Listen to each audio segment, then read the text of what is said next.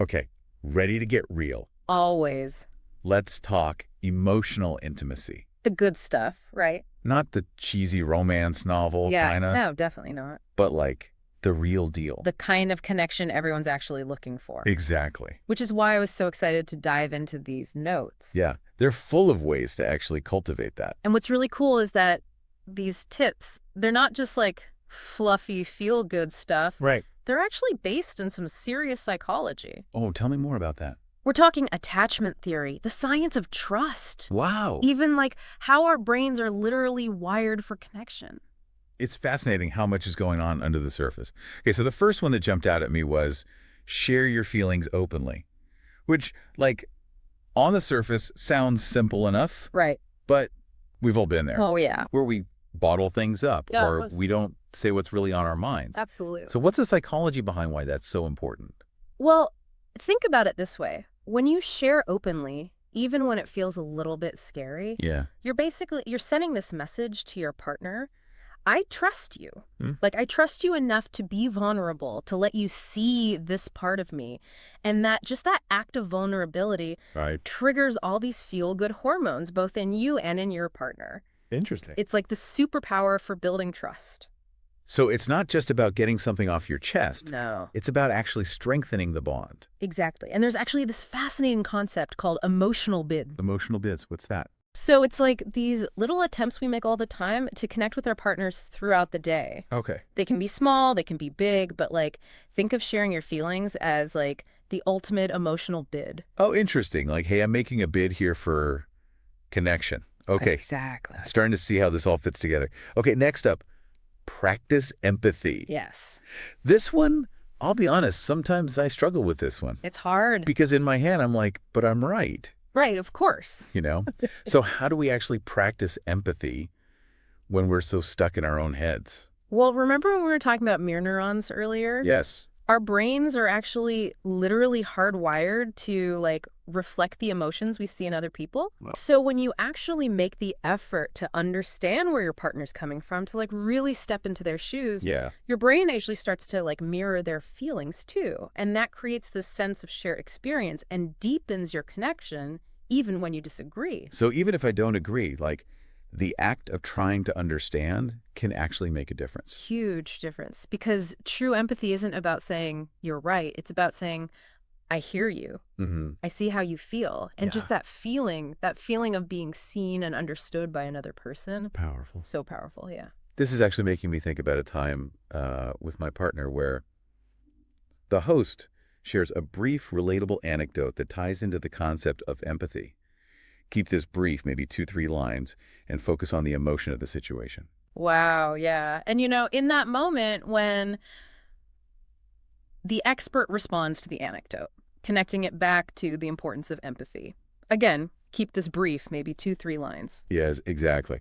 Okay, so we've talked about sharing our feelings. We've talked Yeah. about practicing empathy. What about this one? Create moments of connection.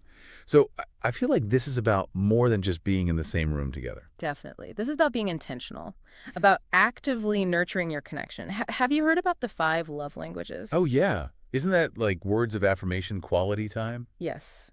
Gifts, acts of service, physical touch. Right, right. And it's different for everyone, right? Right. Like what speaks to one person might not Exactly. do anything for somebody else. And just knowing that about each other, Yeah. right? Strengthens our connection already. Now imagine if we actually take the time to understand that Yeah. about our romantic partners Oh, interesting. and then actually do things that speak to them in that language, I love that. right? So like maybe you plan a surprise weekend getaway for the quality time person, Yeah. or, you know, whip up their favorite meal for the acts of service person. Yes. It's all about being thoughtful, being intentional.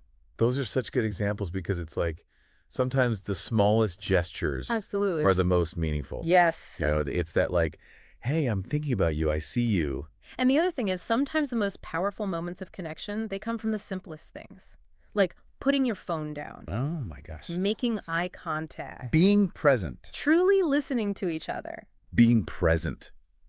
So important. Okay, be supportive. That sounds pretty straightforward. But I feel like there's, again, layers to that. Of course, yeah. It's one thing to say, I'm here for you, Right. but it's another thing entirely to actually show up consistently, Yes. both emotionally and practically. What does that look like practically? Well, it could be anything from helping with errands when your partner's feeling overwhelmed Right. to offering a listening ear without judgment when they're going through a tough time. It's about being a source of strength and encouragement, Yeah. celebrating their victories, being their biggest cheerleader. It's those everyday acts of kindness. It's like, it reminds me of when the host shares another brief anecdote, this time about a time they felt supported by their partner. That's exactly what I mean. Those moments, they might seem small. They do, yeah. Yeah, but they build this incredible foundation of trust and security, Right. which are so essential for deep intimacy. Okay, last but not least, we have to talk about build trust through honesty. Kind of a no-brainer, right? You'd think so. But I'm guessing there's a little more to it. There is, because honesty is obviously crucial, but it's more nuanced than just not lying. Yep. It's about being transparent, being upfront about your thoughts and feelings, even when it's uncomfortable, Even when it's hard. especially when it's hard. Yeah. It's about admitting when you're wrong, being willing to have these difficult conversations, but doing it with respect, with compassion. So it's almost like actively cultivating openness. Yes, and here's the thing. Trust, true trust, it's built gradually over time. Makes sense. Through consistent actions. Each act of honesty, each time you choose vulnerability in a conversation, it's like you're making a deposit into this trust bank. Ooh, I like that. Okay, so we've covered a lot. What is, like, the key takeaway? You know, if there's just one thing I hope people take away from this, it's this.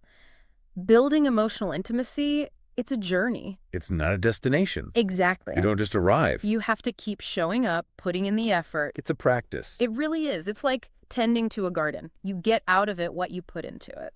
I love that analogy. Okay, so as we kind of wrap up here, I would love to hear, what is a question that we can leave our listeners with?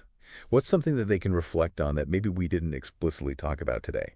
Ooh, that's a good one. I think something to really reflect on is, as you start to be more intentional about these things in your own life, you might start to notice those bids for connection from your partner more.